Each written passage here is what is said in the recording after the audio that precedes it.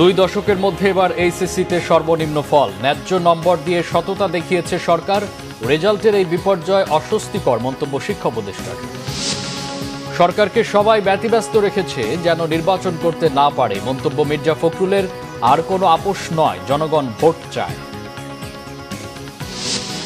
জুলাই সনদ নিয়ে কোনো ছাড় নয়, আইনি ভিত্তি ছাড়া স্বাক্ষর অনুষ্ঠানে যোগ দেবে না এনসিপি। কয়েকটি দলের নোট অফ ডিসেন্ট নিয়ে গণভোটের দাবি নেতাদের। রাকসু নির্বাচনের ভোট গ্রহণ শেষ, স্বচ্ছতা নিয়ে প্রশ্নবিদ্ধের সুযোগ নেই। চাকসুর 24টি পদে শিবির প্যানেলের নিরঙ্কুশ জয়। দেখছিলেন ক্রাউন 7 সংবাদ শিরোনাম, এবার বিস্তারিত। 2025 সালের এইচএসসি ও সমমান পরীক্ষা এবার পাশ করেছে 58.83% পরীক্ষার্থী। জিপিএ 5 পেয়েছেন 69,097 জন। গতবারের চেয়ে এবার পাশের হার কমেছে 19%। জিপিএ 5ও নেমেছে অর্ধেকে। রেজাল্টের এই বিপর্যয় অস্বস্তিকর বলে মন্তব্য করেছেন শিক্ষা উপদেষ্টা ডক্টর সিআর আবরার। বৃহস্পতিবার প্রকাশিত এইচএসসি ও সমমানের পরীক্ষায় অংশ নেওয়া 12,35,000 পরীক্ষার্থীর মধ্যে পাশ করেছে 7,27,960 জন। সব বোর্ড মিলিয়ে পাশের গড় হার 58.83%। এ বিষয়ে সচিবালয় এক ব্রিফিংয়ে শিক্ষা উপদেষ্টা ডক্টর সিআর আবরার জানিয়েছেন, এবারের ফল অস্বস্তিকর হলেও এই ফল দিয়ে সততা প্রতিষ্ঠা করা হয়েছে। শিক্ষার্থীরা যে ফল পাওয়ার যোগ্য তাই পেয়েছে।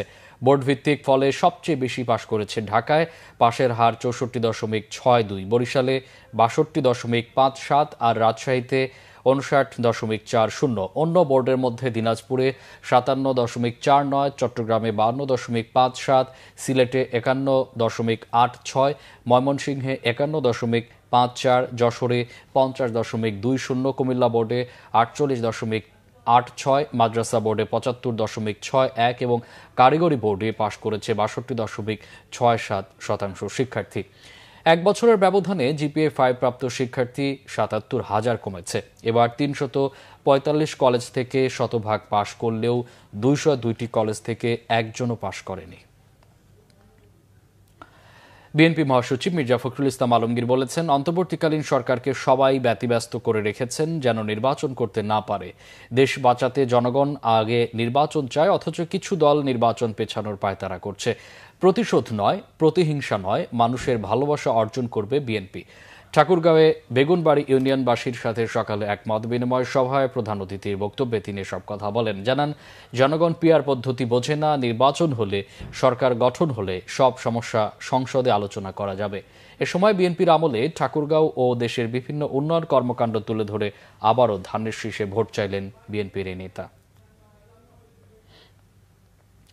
জুলাই সনদ স্বাক্ষর অনুষ্ঠানের প্রস্তুতি নিয়ে সংবাদ সম্মেলন করবে জাতীয় ঐক্যমত্য কমিশন। সন্ধ্যায় জাতীয় সংসদ ভবনের এলটি হলে সংবাদ সম্মেলন করবেন জাতীয় ঐক্যমত্য কমিশনের সহ সভাপতি অধ্যাপক আলী রিয়াজ এবং সংস্কৃতি বিষয়ক উপদেষ্টা মোস্তফা সরোয়ার ফারুকী।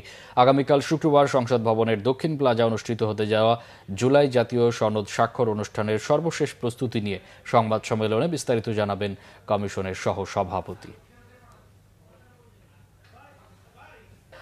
আদেশ জারি সহ 3টি শর্ত না মানলে জাতীয় নাগরিক পার্টি জুলাই সনদে স্বাক্ষর করবে না বলে জানিয়েছেন দলটির আহ্বায়ক নাহিদ ইসলাম। জুলাই সনদের বাস্তবায়ন এবং দেশের সাম্প্রতিক রাজনৈতিক পরিস্থিতি নিয়ে সংবাদ সম্মেলনে তিনি একথা জানান। নাহিদ ইসলাম বলেন, আইনি ভিত্তি এবং আদেশের ব্যাপারে নিশ্চয়তা ছাড়া সনদে স্বাক্ষর করলে মূল্যহীন হবে। বলেন, সংস্কার প্রস্তাবে কিছু কিছু দলের কিছু বিষয়ে নোট অব ডিসেন্ট রয়েছে, এটা থাকতেই পারে, তবে এনসিপির দাবি ছিল নোট অব ডিসেন্ট নিয়ে গণভোট হবে। জনগণ পক্ষে ভোট দিলে জুলাই সনদ অনুমোদিত হবে। পরবর্তী সংসদে যার কনস্টিটিউট পাওয়ার থাকবে তারা সনদ অনুযায়ী সংবিধান সংস্কার করবে। পুরো প্রক্রিয়ার মূল জায়গায় থাকবে অর্ডার। এই আদেশের ভিত্তিতে গণভোট হবে এবং পুরো প্রক্রিয়ায় এগোবে।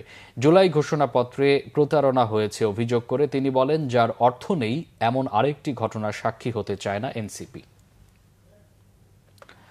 জুলাই আগস্ট হত্যায় শেখ হাসিনা ও আসাদুজ্জামান খান কামালের সর্বোচ্চ শাস্তি মৃত্যুদণ্ড চেয়েছে প্রসিকিউশন। আজ 3 জনের বিরুদ্ধে যুক্তিতর্ক উপস্থাপন শেষ করে এই আবেদন করে প্রসিকিউশন। যুক্তিতর্ক উপস্থাপনকালে চিফ প্রসিকিউটর বলেন, শেখ হাসিনা ছিল অপরাধের নিউক্লিয়াস। তিনি সকল অপরাধীদের প্রাণ ভোমরা ছিলেন। তাই 1400 জনকে হত্যার দায়ে 1400 বার ফাঁসি হওয়া দরকার তার। কিন্তু বাস্তবে সেটা সম্ভব নয়। অন্তত একবার ফাঁসি দেয়াই হবে যুক্তিযুক্ত। তবে অপর আসামি ও রাজসাক্ষী হিসাবে আইজিপি চৌধুরী আব্দুল্লাল মামুনের সাজার বিষয়ে ট্রাইব্যুনাল সিদ্ধান্ত নেবে। এই মামলায় সোমবার আসামিপক্ষ তাদের যুক্তি উপস্থাপন করবে। এদিকে চারঘাটপুলে 6 জনকে হত্যার মামলায় আজ অবশিষ্ট সাক্ষ্য প্রদান করবেন উপদেষ্টা আসিফ মাহমুদ সজীব ভূঁইয়া। এছাড়া আশুলিয়া হত্যা মামলায় পরবর্তী সাক্ষ্য গ্রহণের জন্য আগামী সোমবার দিন ধার্য করেছে ট্রাইব্যুনাল 2।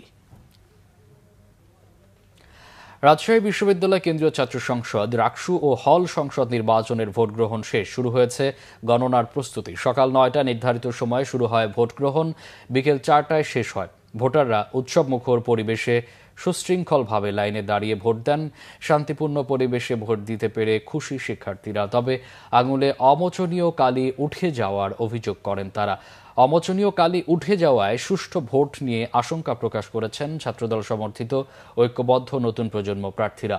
এদিকে প্রশাসনের অসহযোগিতার কথা বলেছেন ছাত্র শিবির সমর্থিত ভিপি প্রার্থী। 17টি কেন্দ্রে ভোট গ্রহণ হয়েছে। রাকসুতে 23টি পদে ছাত্রদল ও শিবির সমর্থিত 12টি প্যানেল ও স্বতন্ত্র প্রার্থী হিসেবে লড়ছেন 247 জন। এর মধ্যে ভিপি পদে 18, জিএস পদে 13 ও এজিএস পদে 16 জন প্রতিদ্বন্দ্বিতা করছেন। আইনশৃঙ্খলা পরিস্থিতি স্বাভাবিক রাখতে ক্যাম্পাসে র্যাব, পুলিশ ও বিজিবির প্রায় 3000 সদস্য মোতায়েন রয়েছে।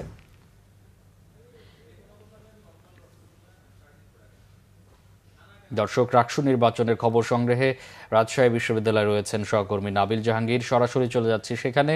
নাবিল, ভোট গ্রহণ তো শেষ, গণনা কি শুরু হয়েছে? বিস্তারিত জানাবেন। মামুন, কিছুক্ষণ আগে আনুষ্ঠানিকভাবে ভোট গ্রহণ যে কার্যক্রম সেটি শেষ হয়েছে, অর্থাৎ 9টা থেকে বিকেল 4টা পর্যন্ত ভোট গ্রহণ চলেছে এবং বলা যেতে পারে যে পাল্টাপাল্টি অভিযোগের মধ্য দিয়ে আজকের যে রাকসু নির্বাচনের যে কার্যক্রম সেটি ভোট গ্রহণ শেষ হয়েছে।